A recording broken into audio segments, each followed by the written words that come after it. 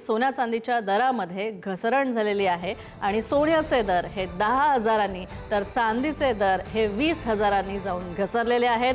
गुढीपाडवा आहे आणि गुढीपाडवाच्या पार्श्वभूमीवर ग्राहकांना यामुळे मोठा दिलासा मिळालाय। सोन्या चांदीच्या दरामध्ये आता कपात झाली आणि त्याच्यामुळे ग्राहक आता पाडव्याच्या निमित्ताने सोने खरेदी करतायत का, ग्राहकांचा कल सोन्याच्या खरेदीकडे जातोय का, हे आता पाहावं लागेल। इस्रायलमध्ये युद्ध सुरू झाल्यानंतर सोने आणि चांदीच्या दरात सुरुवातीला मोठी वाढ झाली होती, मात्र त्यानंतर सोने आणि चांदीचे दर सातत्याने घसरत असल्याचं चित्र आहे।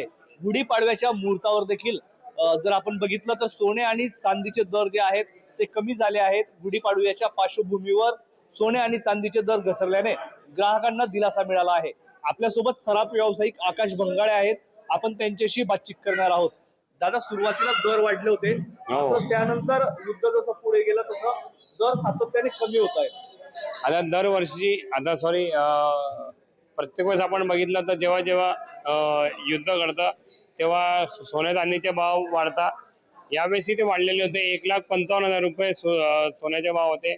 युद्ध जेव्हा सुरू झालं तेव्हा सोन्याचे भाव जवळजवळ 1,70 पर्यंत आले होते।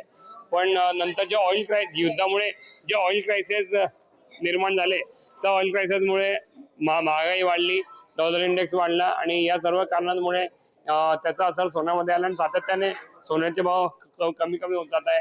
1,70 सोन्याचा भाव होता, 1,65 झाला, आज 1,55,500 पर्यंत सोन्याचा भाव आलेला आहे। आता सोन्याचे जे भाव आहे ते शॉर्ट टर्म मध्ये सोन्याचे भाव जे आहे हे शॉर्ट टर्म मध्ये सोन्याचे भाव कधीच वाढत नाही।